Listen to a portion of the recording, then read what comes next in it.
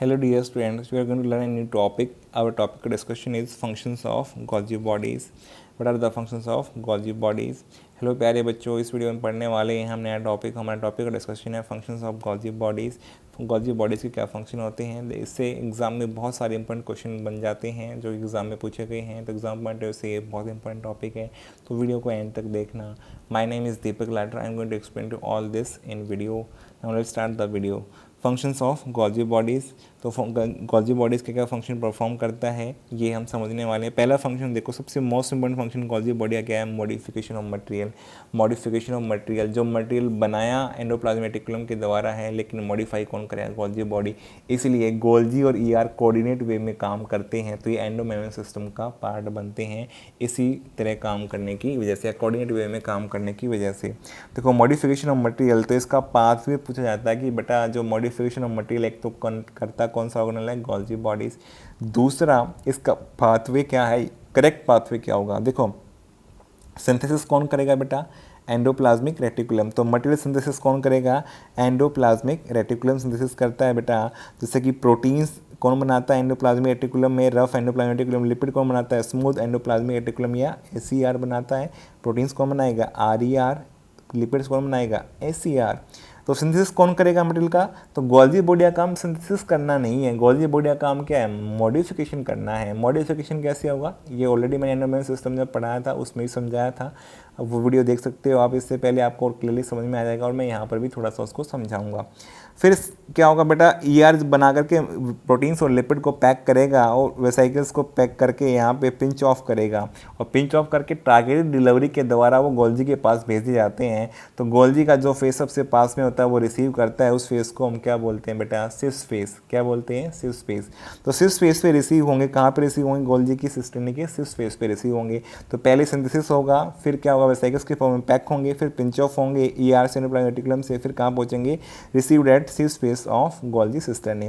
फिर क्या होगा बेटा, ये अंदर एंट्री होगी, क्योंकि यहाँ पे फिलिटी प्रॉपर्टी काम में आती है। मेम्ब्रेन फ्यूज होगी तो मटेरियल अंदर भरा था वेसिकल में फ्यूज होकर के वो अंदर रिलीज हो जाएगा, और ये सिस्टर्नी जो है यहाँ पे सिस्टर्नी के अंदर जाएगा। गोल्जी बॉडी के सिस्टर्नी के अंदर एंट्री होने के बाद इस मटेरियल का मॉडिफिकेशन स्टार्ट हो जाएगा, और मॉडिफिकेशन लिपिड का भी हो सकता है, प्रोटीन का भी हो सकता है। जैसे उसके साथ में कार्बोहाइड्रेट लगा सकते हैं, तो ग्लाइको प्रोटीन बना सकते हैं, ग्लाइको लिपिड बना सकते हैं, ग्लाइको वर्ड हम कार्बोहाइड्रेट के लिए यूज़ करते हैं।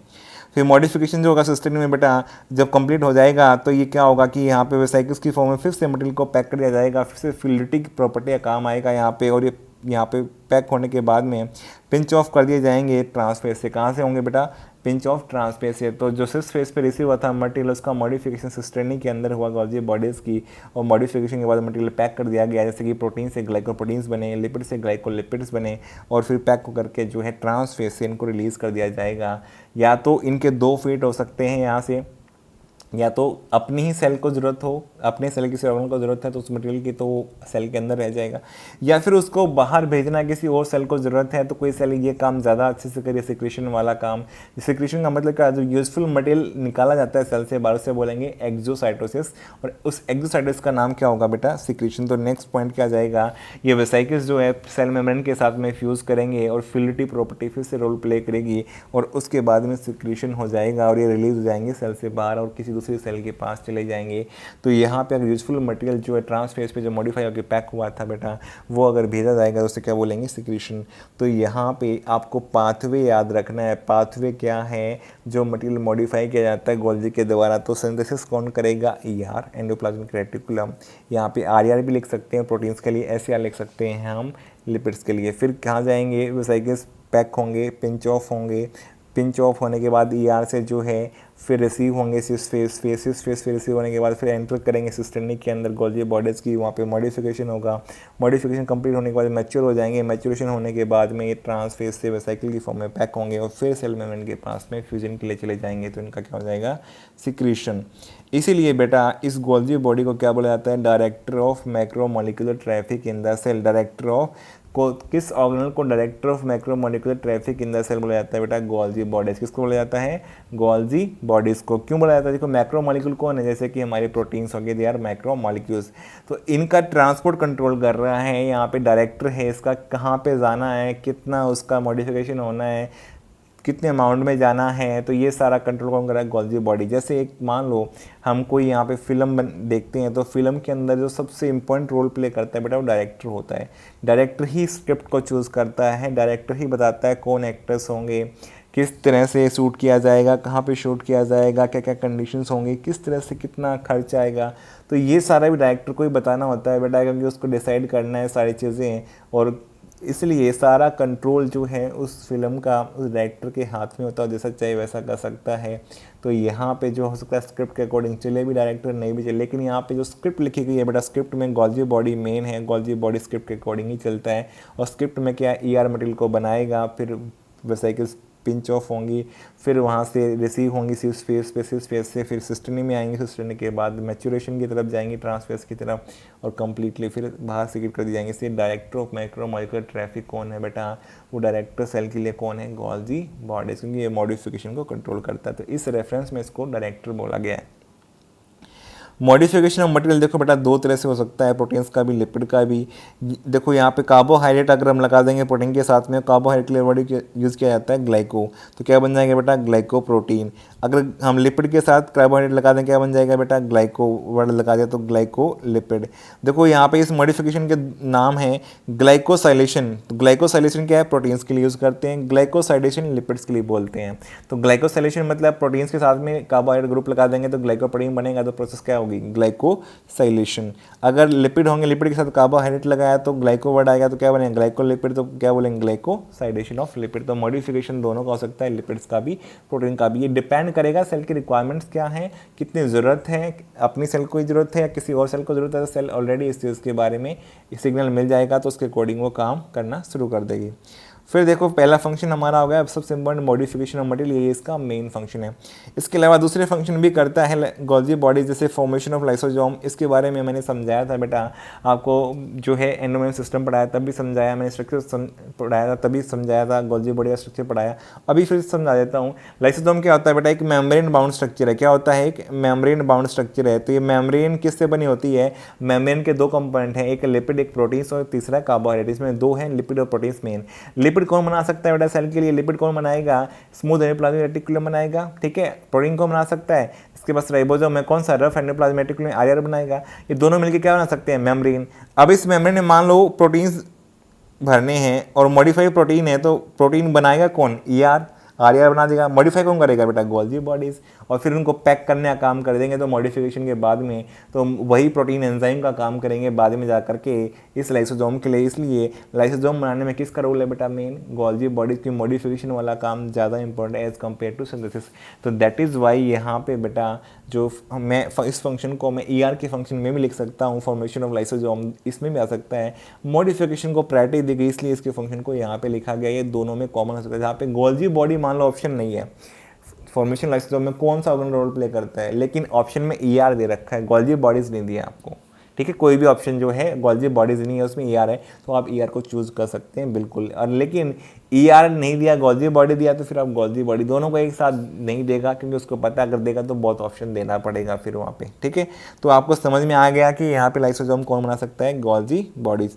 फिर हम बात करें बेटा formation of cell plate. Cell plate क्या होती है, जब सेल डिवाइड करती है प्लांट सेल और उसके बाद नई सेल वॉल बनती है, तो सबसे पहली स्टेज जो आती है उसको बोलते हैं सेल प्लेट बनना। जब सेल प्लेट बनते बनते मैच्योर हो जाती है तो कंप्लीट हो जाती है, उसको हम क्या बोलते हैं बेटा, सेल वॉल बन गई है, जो कि साइटोकाइनेसिस के अंदर ही होगा। ये दोनों पॉइंट हम सेल डिवीजन में डिस्कस करते हैं, कैसे गोल्जी बॉडी रोल प्ले करेगा। ऑलरेडी इसके लिए क्या करती है, सेल जब डिवाइड करने से पहले ही वो गोल्जी के मटेरियल को, गोल्जी वेसिकल्स को बना करके रख लेती है। गोल्जी वेसिकल्स से मटेरियल भरा होता है जो सेल वॉल बनाने के लिए ज़रूरत होती है, तो ये गोल्जी के वेसिकल्स वहाँ चले जाते हैं जहाँ पे वॉल बनानी है, तो वहाँ पे जाकर के मटेरियल डिपॉजिट कर देते हैं। और पहले जब बनना शुरू होगी तो उसे सेल प्लेट बोलेंगे, फिर बाद में क्या बोलेंगे, सेल बॉल। बाकी इसके बारे में डिटेल में मैं साइटोकाइनेसिस पढ़ाऊंगा सेल में, तब आपको और डिटेल में पढ़ाऊंगा। अभी आपको सिर्फ याद करना है इस पॉइंट को, इतना सफिशिएंट होगा आपके लिए। तो फॉर्मेशन ऑफ सेल प्लेट भी कौन करता है, गोल्जी बॉडीज़, और फॉर्मेशन ऑफ सेल वॉल भी गोल्जी बॉडीज़ का काम है।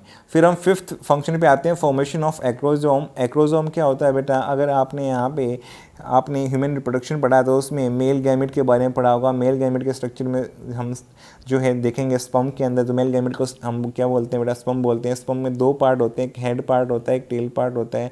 जो हेड पार्ट है उसके आगे वाले पार्ट को हम क्या बोलते हैं बेटा, एक्रोसोम। क्या बोलते हैं, एक्रोसोम। हेड पार्ट के अंदर एक छोटी सी गोल्जी की वेसिकल्स जो यहाँ पे प्रेजेंट रहती है, जिसका सेक्रेटरी मटेरियल होता है। तो यहाँ पे गोल्जी ने बना करके जो है वेसिकल्स पैक करके रखी हैं, जिसका इंपॉर्टेंट रोल होता है। जब आप सेक्सुअल रिप्रोडक्शन पढ़ेंगे ह्यूमंस में तो वहाँ पे हम इसके बारे में गोल्जी वेसिकल्स के बारे में पढ़ते हैं। तो ये गोल्जी के द्वारा बनाई गई वेसिकल्स होती हैं जो कि एक्रोसोम में टिप पे प्रेजेंट होती हैं, और ये सिक्रीट करके मटेरियल को रिलीज़ करती हैं। इनका बहुत इंपॉर्टेंट रोल होता है फॉर फर्टिलाइजेशन या fusion with the egg cell में रोल प्ले करते हैं। तो इसलिए फॉर्मेशन ऑफ एक्रोसोम में कौन रोल प्ले करता है बेटा, यहाँ पे गोल्जी बॉडीज़। किसका काम है, गोल्जी बॉडीज़। ये बहुत इंपॉर्टेंट पॉइंट है, जितने भी फंक्शन हम गोल्जी बॉडी के पढ़ रहे हैं एग्जाम में सारे के सारे आए हुए हैं, सारे के सारे इंपॉर्टेंट फंक्शंस हैं। तो एक्रोसोम क्या है, कौन बनाता है बेटा, एक्रोसोम हेड पार्ट में प्रेजेंट है स्पर्म के, और ये कौन बनाता है, गोल्जी बॉडी, जो कि क्या है, गोल्जी वेसिकल से बने हुए पार्ट है।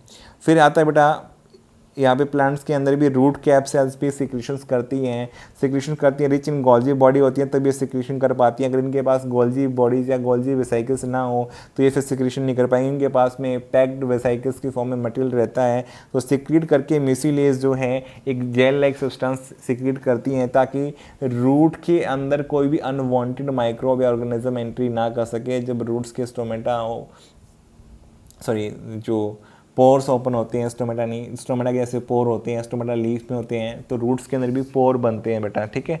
तो ऐसे ही पोर बनते हैं, तो इसके से वाटर एब्जॉर्ब करते हैं, तो उन पोर्स में जो है पानी तो आ जाए लेकिन अनवांटेड मटेरियल ऑर्गेनिज्म कोई ना आए, तो इसलिए वहाँ पे म्यूसिलेज को यहाँ पे टिप पे सिक्रीट किया जाता है। तो ये सब काम क्या होता है, रूट सेल्स की गोल्जी बॉडीज जो हैं वो बनाती हैं और वेसिकल्स की फॉर्म में पैक करके रखती हैं, और ये समय समय पे इस मटेरियल को रिलीज़ करती रहती हैं, जस्ट टू प्रिवेंट कि जब पोर से पानी अंदर एंट्री करे तो कोई अनवांटेड माइक्रो ऑर्गेनिजम्स एंट्री ना करें, या कोई भी अनवांटेड ऐसा इन्फेक्शन कॉजिंग ऑर्गेनिज्म एंट्री ना करे। तो ये गोल्जी बॉडीज़ में यहाँ पे म्यूसिलेज रिलीज़ होता है, और ये टिप के ऊपर इसकी वजह से वहाँ पे अनवांटेड ऑर्गेनिज्म की एंट्री रोकने में हेल्प करता है। तो इसका मतलब कोई भी अगर सिक्रीशन हो रहा है सेल के अंदर तो उसमें मेन रोल किसका देख रहे हो आप, यहाँ पे गोल्जी बॉडीज़ किसका देख रहे हो बेटा, गोल्जी बॉडीज़ का मेन रोल है। तो गोल्जी बॉडीज़ जहाँ पे सिक्रीशन होता है वहाँ पे सेल के अंदर गोल्जी बॉडीज सिक्रीशन करने वाला में सबसे इम्पोर्टेंट काम करते हैं बेटा। तो यहाँ पे हमने गोल्जी बॉडी के बारे में पढ़ा बेटा, फंक्शंस के बारे में पढ़ा। पहला फंक्शन क्या है, मोस्ट इंपॉर्टेंट, गोल्जी बॉडी से क्या मॉडिफिकेशन ऑफ मटेरियल में रोल प्ले करता है। इसके बाद में सेकंड फंक्शन पढ़ा हमने फॉर्मेशन ऑफ लाइसोसोम पढ़ा। तीसरा function formation of cell plate. Fourth function formation of cell wall. Fifth function हमने पढ़ा यहाँ पे फॉर्मेशन ऑफ एक्रोसोम, और सिक्स फंक्शन हमने पढ़ा रूट कैप सेल्स में भी गोल्जी वेसिकल्स प्रेजेंट रहते हैं, गोल्जी बॉडीज रिच होते हैं। तो ये सारे फंक्शंस हमने पढ़े। आई होप आपको सारे पॉइंट समझ में आ गए होंगे। अगर आपको वीडियो अच्छा लगा तो वीडियो को लाइक करो, कमेंट करो, चैनल पे नए हो चैनल को सब्सक्राइब करो, अपने फ्रेंड्स के साथ शेयर करो। Thank you for watching the video.